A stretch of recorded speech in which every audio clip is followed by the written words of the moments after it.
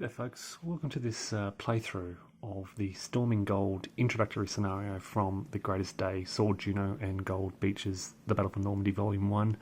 This is of course part of Adam Starkweather's Grand Tactical Series, GTS, published by Multi-Man Publishing.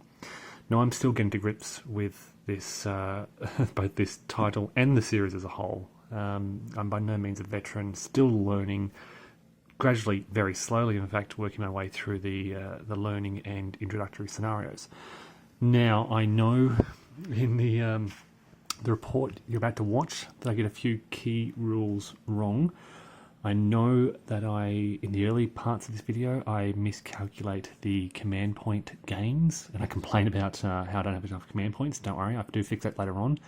I also failed to activate the independent units with formation activation. So if you notice that, I know I've got that wrong and I do correct it sort of halfway through. What else do I get wrong? I make a lot of tactical and strategic errors, too slow, getting through the gaps, getting off the beaches. You'll notice this as I go along. Nonetheless, it's a fascinating game. I'm loving the play through these beach sequence of plays, and hopefully watching this gives you a bit of an understanding of how these early scenarios play out. Now, the Allied objectives in this scenario are to clear the beach, and that involves basically getting all the units off the beach and clearing the German Widerstand nests and defenders from nearby the beaches. They need to exit 4 steps of the commandos from hex 83007, and then they need to have, as a tertiary task, at least 10 command points remaining on the 50th Division display at the end of the scenario. If they fail to do that, if they fail to achieve those 3 victory conditions, then the Germans win. Okay, so I'm going to start with an introduction to the naval sequence of play, as it is dictated as the first chit drawn at the start of this scenario. Okay, so we start the scenario by drawing this naval chit, and we make our way through the naval sequence of play. Step 1 is to check the gap number on the beach. It starts at 4, so no worries there. Then we go to ship to shore fire, which is what I've just concluded. And this is basically where all these ships up in the naval display fire at the German defences. I started with the big ships, then made my way through the destroyers and the support and rocket ships.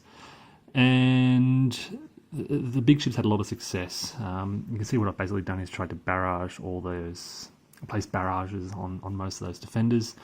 Those big ships being 2-step units get a company bonus roll, and most of them succeeded. They got really lucky there, which enabled, as you can see, a lot of heavy barrages to be placed around the area. They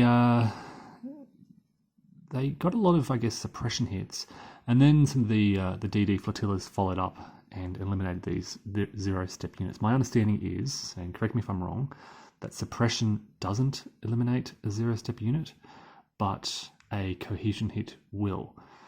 So there are, I think, 2 circumstances where the big ships cause suppression, and then the DDs had to follow up by causing a cohesion hit. Unfortunately, my support ships and the rocket ships weren't overly successful. The support craft get a shot on the white dual purpose row, but they're all very poorly there, and I don't think either of them got any hits. So some of the 0-step defenders have been cleared with heavy barrages on the rest of the batteries and Widerstand nests, and the next step, or I should say step 4, yes, there is a step 3, which is to perform counter battery fire, but they're under barrage markers. So step 4 is then to land units from the landing wave boxes. And here's the situation at the end of step 4 of that naval sequence of play. So all these units have been landed along these beach hexes. they did suffer. So you can see a step loss over here, a lot of cohesion hits throughout the line. The worst situation was here where these guys have drifted. Unfortunately, this is my landing craft with two of my core infantry that I wanted to push out here towards Le Hamel. So that's very unfortunate, but the engineers landed okay, and some cohesion hits on the armoured, and some more engineers is out here. But if you look on the top here, the key Allied success here is that they've cleared reduced nests, obstacles and gaps all to 0. I did burn through a lot of command points. I'm down to 2 command points for the 50th Infantry Division, but basically having having nests reduced to 0, I then really focused on those secondary actions for all these units to get them to reduce those other beach defences. I think I've done that right. And as a result, some gaps have opened. There's a gap open here, here, and here. Gaps are 0. So the next time the naval chit is drawn, all gaps will be considered open. I forgot to mention also, during the initial naval bombardment, we rolled a 0 on one of the attacks, which cut the German lines. So that's happened. And yeah, this is a situation now, just at the end of that step 4. We're now going to fix the situation in the naval display to prepare to bring the next wave on board. Okay, so the next chit drawn was the 50th Division activation chit, and unfortunately they rolled a 0 for their command roll, so their command points remain on 2, and this is where I'm starting to get worried. I think I spent too many reducing these beach defences. Great, I've cleared those defences, but now I have no command points left, and to win this scenario, the British must have at least 10 command points remaining at the end of the scenario. So with this command, this division chit being drawn, I'm doing some sort of movement around the beaches, clearing the beaches off, ensuring I don't move into the line of sight of German units. I think all my movements have been out of line of sight. There's a lot of barrage markers blocking things. The other thing I'm doing is to move through these gaps. There's a gap here, and a gap here. To move through these gaps, units must be in column. And then there are these minefields which stop movement. So what I've tried to do is get my engineers and some other units in column, and then through the gap onto the minefields where they stop. And then following up with large stacks of other units also in column, ready to move through. I'll show you here. Here's where the gap is. They have to be in column to move through the gap, that hex side, into here. I can't do an engineering action to clear these minefields as the second action, so I have to wait basically for the, I think for the formation activations for that to happen, and then for these units to start following through. So at the moment, there's a lot of these, this first wave crammed into these tiny areas near the gaps, 3 gaps open, engineers and armoured units rushing through first to clear the way, with other units straggling behind. That's the end of that 50th Division activation chit. Okay, next activation was the US Direct Command, but they really don't want to spend any of their command points, so they're basically passing that. And then we drew the 352nd Division down here in the bottom left. And because their command is not yet on the board, they're very limited in what they can do. They couldn't fire their mortar because they're not in command. So basically they were, I spent 2 command points to move into the line of sight of these allied units, just to move up right next to them, and we brought some more reinforcements up to this Wittgenstein nest over here.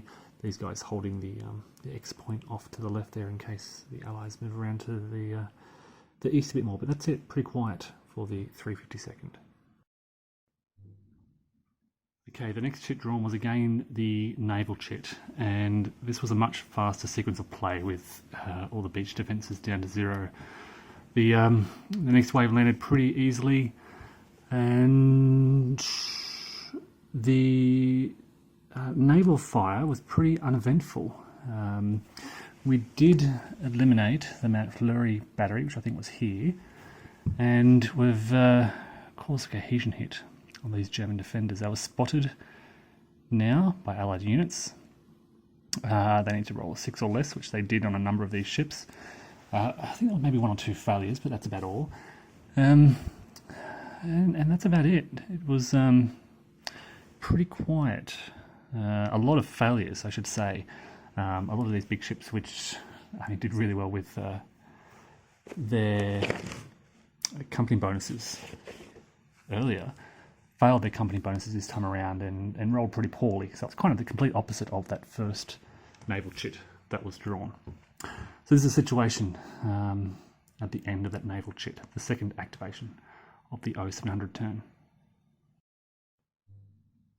Okay, we've had 2 more activations, the 8th Armoured and then the 69th Brigade. The 8th went first, and they had sort of armoured units stretched out along the beach, and what they've done is they've formed in a column which makes movement along the beach just a little bit easier, and they've shifted around all the way to, I guess, Jig's sub-beach, where they've funneled through.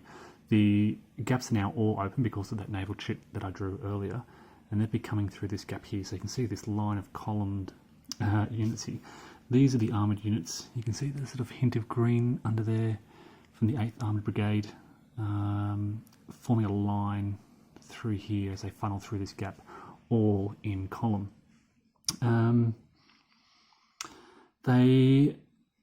Because I've realised the problem in spending so many command points early, learned, because I just don't have enough command points to activate them for secondary actions, which is problematic. But at least they're getting into position here. They're coming through the gap. They're off the beach, up here at least. Another problem is the order of these chits. I am not able to activate the engineers because of the lack of command points to clear these minefields. There's a lot of mines here. So when I drew the 69th Brigade, you can see these guys haven't moved because these mines haven't been cleared, and they're stacking in this hex. So these 69th under Knox are just kind of sitting around doing nothing. The Green Howards have moved up. The Orcs are still on the beach. In fact, they have to move through the gap, which is here, and the engineers are here. They haven't moved into the gap yet. So the lack of command, because I spent so many command points in clearing the beach defences, that's great, but now I don't have enough command points to follow up and clear the minefields and activate these engineers and get these secondary actions. So I've learned the lesson that I need to be a bit more slow and cautious in using these command points. But that's where we are at the moment. There's still a few more chits in the cup for this 0700 turn. And the last activation for that 0700 turn was the 231st Brigade, and once again, not much they can do, moving into column and just moving off those landing hexes further up the beach, but unable to press forward due to this bottleneck around the gaps, delays caused by the minefields and the lack of command. They should be there. So that's it. That's the end of the 0700 turn. We're about to move into the 0900 turn. Okay, so it's the first activation of the 0900 turn, and the 716th Division, these Germans out here on the right, were the last chit remaining in the cup. So the first activated on the next turn, and this is where things start to get confusing. So first of all, we remove all the barrage markers from that 0700 turn. This clears everything up for these Germans. Probably a good thing that they weren't drawn, because they wouldn't have been able to see anything. Then Krug arrives with his reinforcements. In addition, I'll just move things over here, we have these artillery parks. Now, there's so many things complicating this. The phone lines are cut, which would mean that the Widerstand nests are not in communication. But now that these reinforcements arrive, they're now in communication and they can fire, which is what I've done. I think I caused a cohesion hit to some engineers down the bottom here with this Widerstand nest here.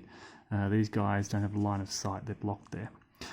But now this artillery park can fire because, well, I can't see why they can't. They're in command.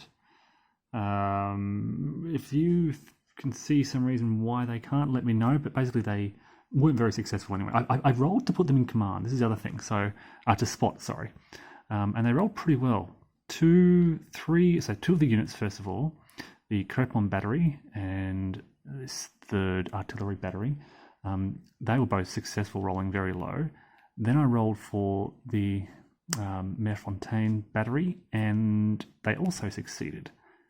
I don't know if they need... Yeah, they do, because they don't have line of sight. Excuse my hand. So they're being spotted by these units here. They all succeeded their spotting roll. I don't know if I need to do that, but that's the way I'm playing it. And they succeeded anyway. As it turned out, they only caused those 3 batteries not rolling very well. Despite the big stack here, I think caused 1 cohesion hit and a light barrage marker. German mortars down here as well, also not doing much damage. No damage at all, actually. So despite rolling for their capacity to fire, they didn't do any damage. So before that happened, I brought on these German reinforcements from the 716th, moving a few behind Montfleury to move around La Riviere around here, just trying to occupy these towns and villages in this area. We also have in a moment Corfez, and I don't know what that is. Some big gun, an anti-tank gun, I think, arriving out here in the west. So as soon as he arrives, these guys will be back in command. And again, because those lines are cut, they've been out of command. They look forward to being back in command. So that's the situation at the end of that first activation. That was quite a long one. It took me a long time to get through that and to figure out what was going on with these artillery parks and communication and command and spotting and so forth. If I've done it wrong, yeah, please let me know, but that's the way it's being played. Okay, we've just had a series of activations here. As you can see, the German Direct Command and then the 231st Brigade and the 69th Brigade. The 231st are now really pushing through those gaps. The engineers have cleared the minefields here, and they are able to funnel these units through. So you can see here under Knox some of these armoured independent units and the infantry of the 69th moving through towards this hill 52 around that area. They're still kind of moving up through the beach here. I think the engineers also, so they've put a barrage on this Widerstand nest, which also suppressed the unit, and they're able to move up through the gap, remove that minefield. Oh no, they haven't removed the minefield yet. They've just moved to the hex this turn, so that'll happen later. And they've moved into this gap where the minefield is. And there's some engineers at the bottom there, which puts them in range of this Widerstand nest. Out around here, things are going pretty slowly. They have cleared the minefields, but they're kind of moving around the flank of this town here as Nil. A combination of the 69th Brigade and the 8th Armoured Brigade working together around here to try and outflank these Germans in this hex here. Many of them still in column, some starting to move out of column just to clear off these German defenders here. Making slow but steady progress, and still going with the 0900 turn. Okay, it's the end of the 0900 turn. We had a few more activations towards the end, including the naval chit. A lot of activity around here. Of course, Corfez bringing on his reinforcements and doing a lot of damage now that these units are in command. You can see the engineers with a step loss, some more step losses amongst the allied units here, including a few suppressed units. I can see an orange marker there. Some big stacks being formed. Still a lot of units in column and vulnerable, At the same time, they need to do so to get through the gap. The engineers now have landed very late. I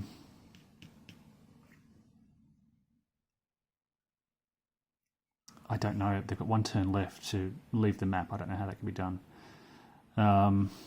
Because this is when the naval chip came out.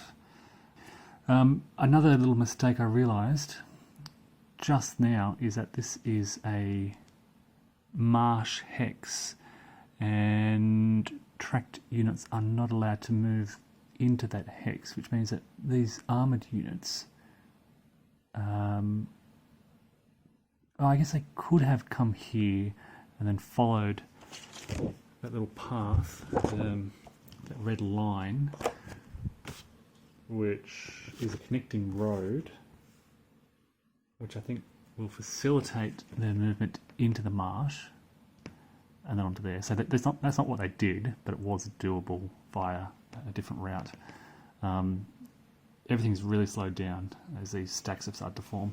A lot of back and forth. The Allied naval sequence placed these barrage markers and blinded the battery, but by then it was too late. They'd already fired. It came out so late in the turn.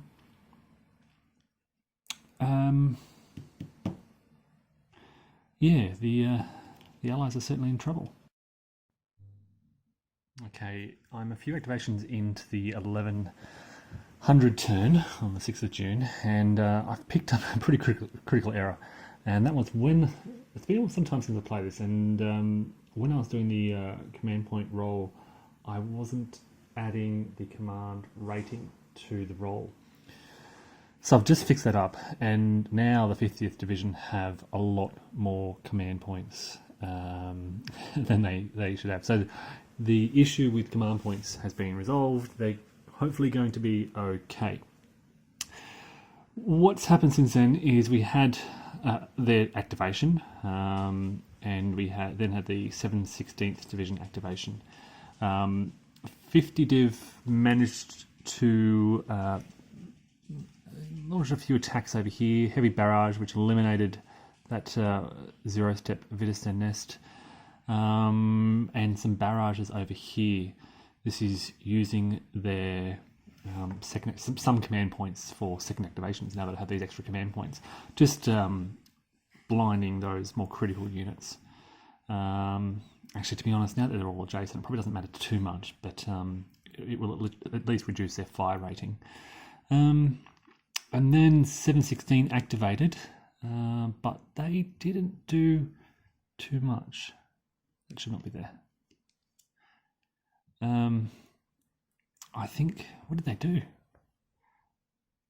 I think they attempted an attack. Actually, there is a movement up here, so they moved these units here, so they're within 3 hexes of these beach units. Now, my understanding is that if there are Germans within 3 hexes of a beach reinforcement unit, the beach can't be cleared. So that means that the Allies will have to clear out both this 2-step Wittgenstein nest and these 2 units, and this unit here, which is also within 3 hexes, in order to open the beach and achieve their primary task. So that's quite a lot to do over here. Plus, they have to clear this hex and this hex. This is a Wittgenstein nest, and this is the 2 infantry. So they've got a lot to do in this final turn, and things aren't looking too great.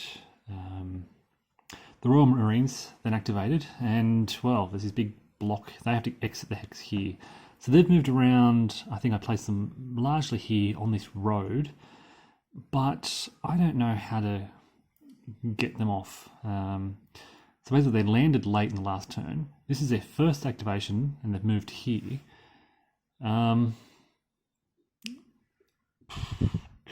The division, I don't know what to do. Their direct command is gone. Division activation is gone. I don't think they're technically part of the division. I don't think there's any more command chits for them to activate. But anyway, that's the situation there after a few activations at the 1100 turn.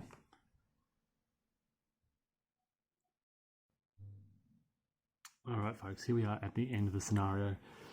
I've just run through the remainder of those activation chits, which you can see on the left here, and it didn't work out too well for the Allies. There is still this massive traffic jam The final chit in the cup for this term, which didn't come out, was the 8th Armoured Brigade. And they were just waiting to attack here, to get out of the way, to clear this traffic jam, but of course they didn't come out, so they were remaining there. Instead, we had all the other Allied brigades activate and try to make space. Everyone's trying to get off the beaches and move through this area. 231st Brigade are kind of moving around here and basically just moving out into open space to clear the way, trying to attack the Germans over here and suppressing them. I was very slow to get off the beach. Over on the right, the 69th Brigade finally launched a series of assaults to clear that Widerstand nest, the two-step Widerstand nest. I think it's 33 that was out here. I mentioned they cleared this earlier. That is under a heavy barrage there. That was cleared by the barrage, then they moved into the space to occupy it. So they're starting to clear this area by the end of this 11 a.m. turn, doing quite well here. The armour moving through the middle, doing okay here. Pretty passive here. I didn't really bother with any attacks here because, well, the scenario was pretty much over. But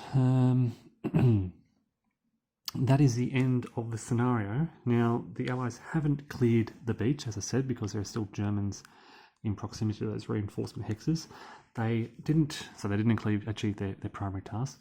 They didn't achieve their secondary task of exiting those commandos because they're stuck in this traffic jam somewhere. I said they were here, I think.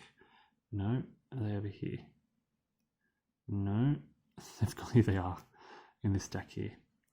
And they didn't achieve they did achieve their tertiary task of having those 10 command points left. So things, this huge bottleneck here, getting through the gaps. The German defense of this position, they are weak, but they are there and they hold it. And the 8th Armoured couldn't attack. The Allies also got 2 cohesion hits on this Widerstand nest. It's just a one step. One more hit would have taken them out, but yeah, they didn't do it. Ultimately, this was an introductory learning scenario, and I've learnt a lot. I've taken note of all the things I have to do better next turn. A lot of things I didn't do, and I recognise mistakes. As I've mentioned, I wasn't adding those command points properly. I wasn't activating the independent units properly with formation activations.